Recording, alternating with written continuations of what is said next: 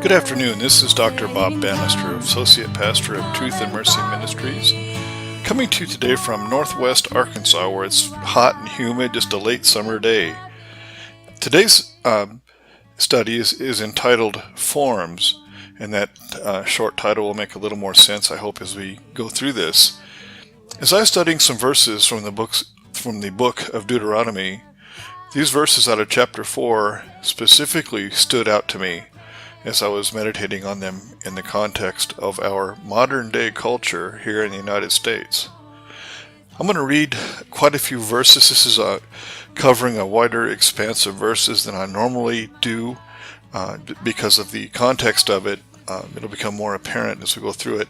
What I'll do is read all these verses, which there are many, and then we'll break it down verse by verse and begin to apply it, see how it applies to our life today. I'm going to start with Deuteronomy chapter 4, verses 15 through 20. So watch yourselves carefully, since you did not see any form on the day the Lord spoke to you at Horeb from the midst of the fire, so that you do not act corruptly and make a graven image for yourselves in the form of any figure, the likeness of male or female, the likeness of any animal that is on the earth, the likeness of any winged bird that flies in the sky, the likeness of anything that creeps on the ground, the likeness of any fish that is in the water below the earth. And beware not to lift up your eyes to heaven and see the sun and the moon and the stars, all the host of heaven, and be drawn away and worship them and serve them, those which the Lord your God has allotted to all the peoples under the whole heaven. But the Lord has taken you and brought you out of the iron furnace from Egypt, to be a people for his own possession, as today. We're going to skip down to verse 23. We went verses 15 to 20. We're going to go 23 through 27, and that'll be the end of this. So watch yourselves, that you do not forget the covenant of the Lord your God, which he made with you, and make for yourselves a graven image in the form of anything against which the Lord your God has commanded you. For the Lord your God is a consuming fire, a jealous God.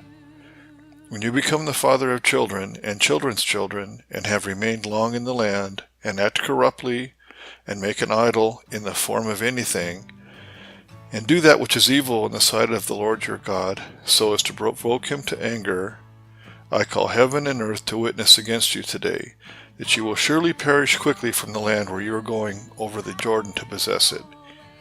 You shall not live long on it, but it will be utterly destroyed. The Lord will scatter you among the peoples, and you will be left few in number among the nations where the Lord drives you.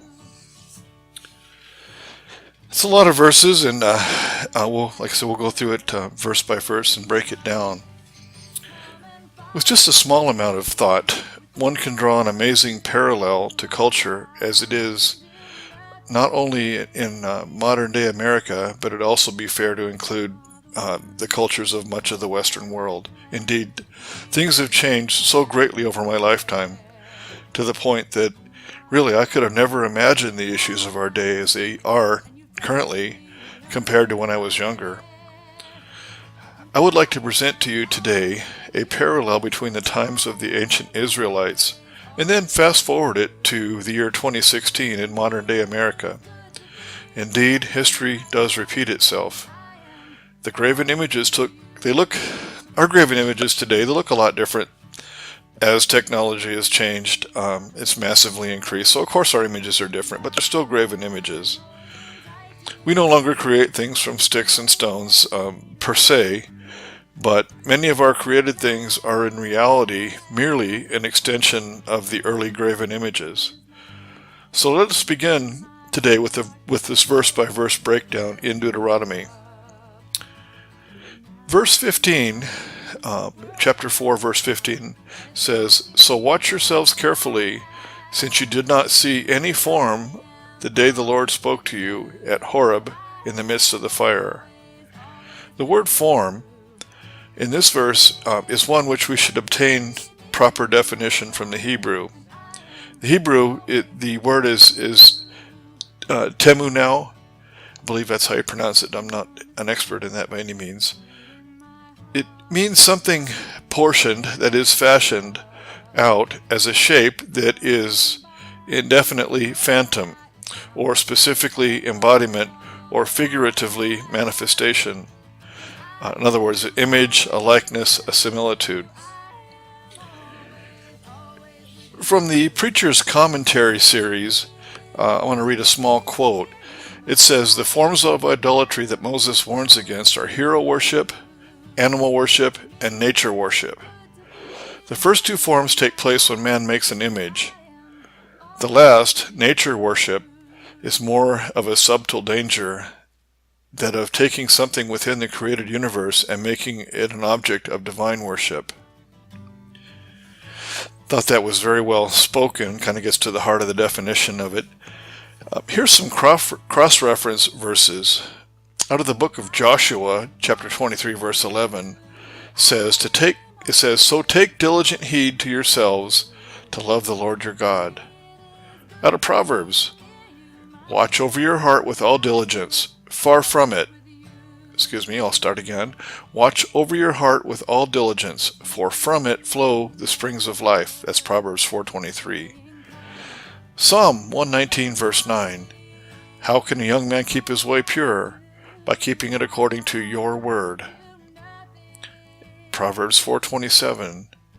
"Do not turn to the right nor to the left. Turn your foot from evil." And lastly, from 2 Corinthians chapter 4, verse 4. "In whose case the God of this world has blinded the minds of the unbelieving, so that they might not see the light of the gospel of the glory of Christ, who is the image of God." In this verse, it starts out in whose case the God of this world, of course it's a little g, God, has blinded the minds of unbelieving. Certainly we can see that today.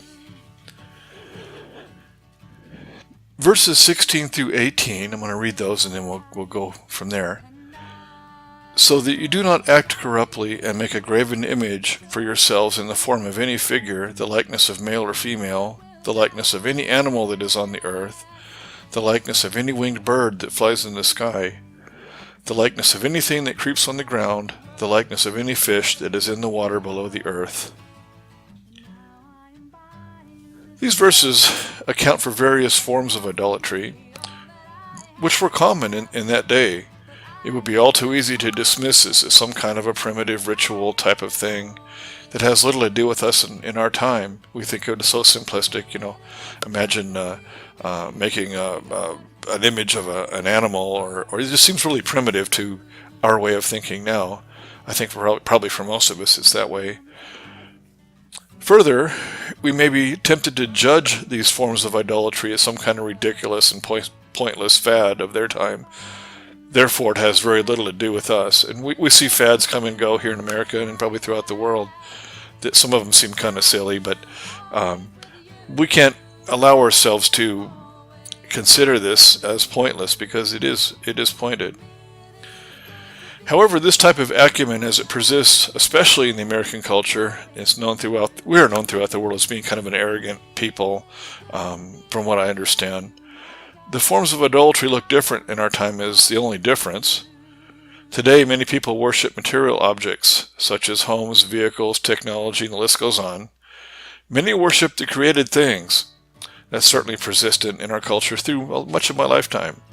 Worshiping the created things, nature, the environment. From there we get a lot of rules that are, you can see where they point against the Creator. So people worship the created things rather than the Creator. And here's some cross-reference verses. Out of Psalm 106, verses 19 and 20. "They made a calf in Horeb and worshipped the molten image. Thus they exchanged the glory for the image of an ox that eats grass." Now going over to Romans chapter 1, verses 22 to 24. "Professing to be wise, they became fools, and exchanged the glory of the incorruptible God for an image in the form of a corruptible man, and of birds and four-footed animals and crawling creatures. Therefore God gave them over to the lusts of their hearts, to impurity, so that their bodies would be dishonored among them." In the book of Acts, chapter 17, verse 29, it says, "Being then the children of God, we ought not to think that the divine nature is like gold or silver or stone, an image formed by the art and thought of man." And back to Romans chapter 1, verse 25 now. For they exchanged the truth of God for a lie, and worshiped and served the creature rather than the Creator, who is blessed forever. Looking once again at the preacher's commentary regarding these verses, Paul teaches in Romans 1:22-23 that men became fools and changed the glory of the incorruptible God into an image made like corruptible man. The result of this type of action is degraded intellect, misplaced affections, and degenerate morals. The Israelites could not afford to corrupt themselves through idolatry. The consequences would be too severe. That says a lot. Certainly that reflects upon us today in our culture. The result of becoming fools and changing the glory of God to incorruptible, made like corruptible man. The result is degraded intellect, misplaced affections, and degenerate morals. Boy, it could not be more truthful today than it lines up so perfectly. Verse 19, and beware, verse 19 in Deuteronomy chapter 4, and beware not to lift up your eyes to heaven and see the sun and the moon and the stars and all the host of heaven, and be drawn away and worship them and serve them, those which the Lord your God has allotted to all the peoples under the whole heaven. There's a verse in Nehemiah, I believe, makes this idea even more clear. Nehemiah 9:6 says, You alone are the Lord. You have made the heaven of heavens with all their host, the earth and all that is on it, the seas and all that is in them. You gave life to all of them, and the heavenly host bows down before you. A commentary from Gill, lest ye corrupt yourselves, and not themselves only, but the word and worship of God by idolatry, than which nothing is more corrupting and defiling, nor more abominable to God. Now back to Deuteronomy verse 20 now. But the Lord has taken you and brought you up out of the iron furnace from Egypt to be a people for his own possession as today. I think this verse is maybe a little difficult to put your mind around. The following, written by Gill, kind of explains this a little better, and I'll read that. But the Lord hath taken you and brought you forth out of the iron furnace. The allusion is to be the trying and melting of metals and fleeing them from dross by putting them into furnaces strongly heated, some of which are of earth, others of iron. The word, as the Jewish writers observe, signifies such a one, in which gold and silver and other things are melted. And see, even out of Egypt, which there is compared to an iron furnace because of the cruelty with which the Israelites were used in it, the hardships they were put under, and the misery and bondage they were kept in. But out of all the Lord brought them, as he does all his people sooner or later out of their afflictions, sometimes called the furnace of affliction, as in Isaiah 48:10, where the graces are tried and they are purged, purified and refined from their dross and tin. This the Lord did to Israel. He brought them out of their distressed state and condition. Looking at the book of Jeremiah, the prophet Jeremiah says this in 11:4, which I commanded your forefathers in the day that I brought them out of the land of Egypt, from the iron furnace, saying, Listen to my voice, and do according to all which I command you. So you shall be my people, and I will be your God. What the Lord has shown me throughout these verses is a type of parallel between the ancient Israelites, as God sovereignly removed them from the slavery they existed under in Egypt, comparing that to the foundation of this nation in the United States. Our American forefathers sought to free us from bondage. Bondage was a little different, but bondage as well in their case, so that we would have several very important freedoms. The most important being the establishment of freedom of religion, that is, no government-sponsored or sanctioned religion. Today, we as a people are rapidly losing these foundational rights as we speak. The question then arises as to why are we losing the battle for freedom of religion, especially true biblically based non-apostate Christianity? Well, I think at least part of the answer is that God's hand of blessing has been lifted in America today due to our idolatry. Looking at Psalms, Psalm 33:12, "Blessed is the nation whose God is the Lord, the people whom he has chosen for his own inheritance." That certainly explains our situation today. We stop as a nation, our God being the Lord. Verse 23 of Deuteronomy chapter 4. "So watch yourselves that you do not forget the covenant of the Lord your God, which he made with you, and make for yourselves a graven image in the form of anything against which the Lord your God has commanded you." Looking at a couple of verses out of the New Testament, see if this isn't true today. Matthew 24:12. "Because lawlessness is increased, most people's love will grow cold." Luke 12:15. "Then he said to them, Beware and be on your guard against every form of greed, for not even when one is in abundance does his life consist of his possessions." That's powerful. Here are two more verses also which are very applicable to our situation as it is now. Hebrews 3:12. "Take care, brethren, that there not be in any of you an evil, unbelieving heart that falls away from the living God." And in Isaiah 24:5, "The earth is also polluted by its inhabitants, for they transgressed laws, violated statutes, broke the everlasting covenant." Now in verse 24 of Deuteronomy chapter 4, a little short verse says, "For the Lord your God is a consuming fire, a jealous God." Well, that term jealous, in the Hebrew, it can be translated as the English word jealous or angry. John Wesley explains this quite well. "A consuming fire, a just and terrible God, who, notwithstanding his special relation to thee, will severely punish thee if thou provoke him. A jealous God, who being espoused to thee, will be highly incensed against thee, if thou follow after other lovers or commit whoredom with idols, and will bear no rival or partner." That's again John Wesley. Let's look at a couple more verses. Psalm 21:9. "You will make them as a fiery oven in the time of your anger. The Lord will swallow them up in his wrath. A fire will devour them."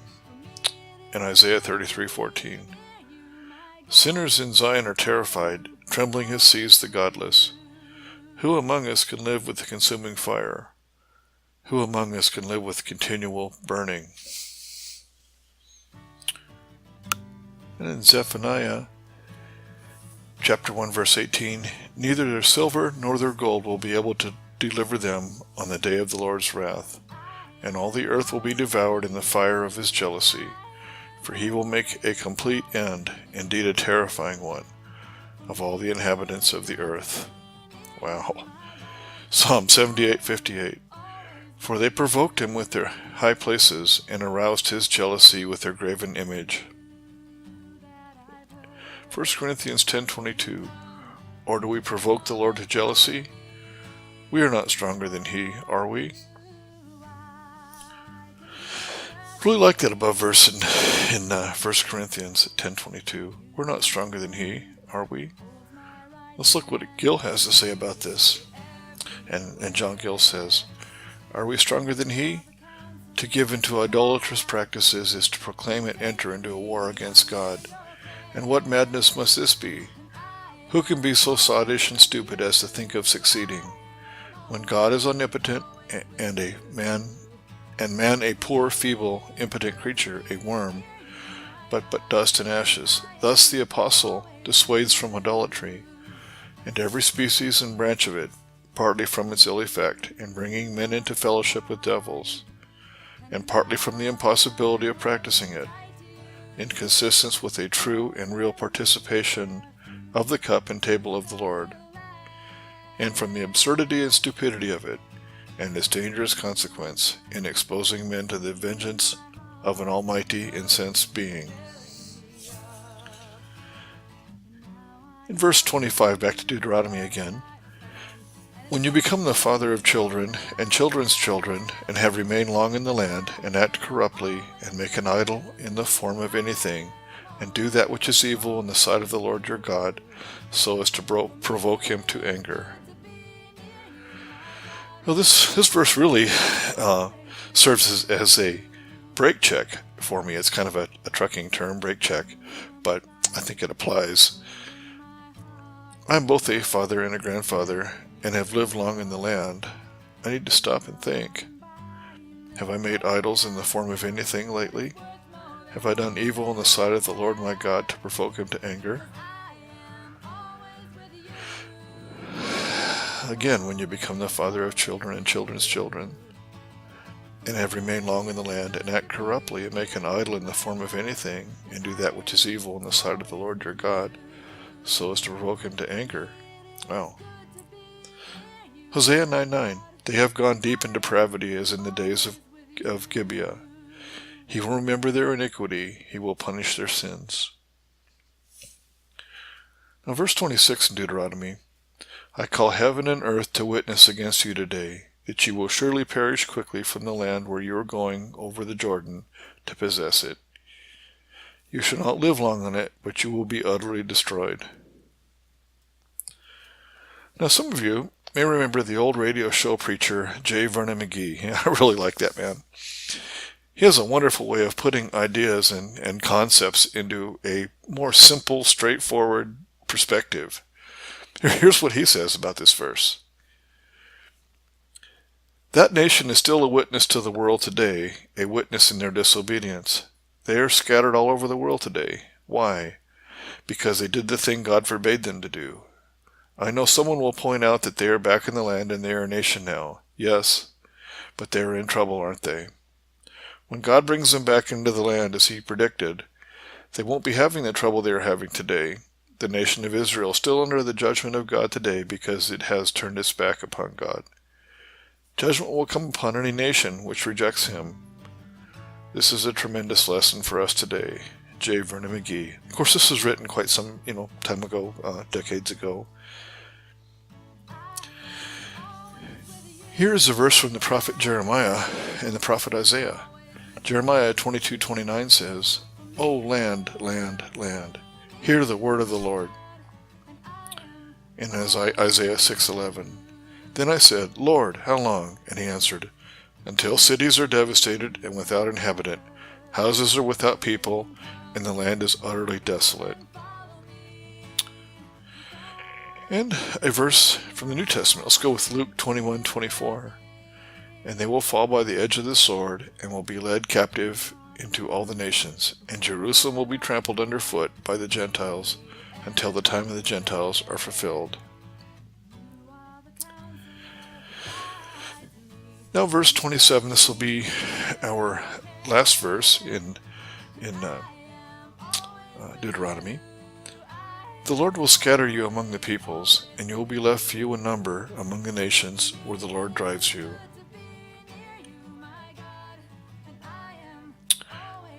As we conclude this verse today, let us consider both how these verses from Deuteronomy affect us personally, corporately, for example, in your church or perhaps workplace. That's what I would mean by corporately, and also as a nation. This nation in which I was born, the United States of America, is now suffering the punishment for such terrible sin in our land, as we forsake God as a nation. Though America has not yet been scattered as a nation, one must consider that which could be inevitable. Looking at Ezekiel 12:15, and this is where we'll conclude today, Ezekiel 12:15. So they will know that I am the Lord when I scatter them among the nations and spread them among the countries. Well, thank you for watching and listening today. The Lord bless you.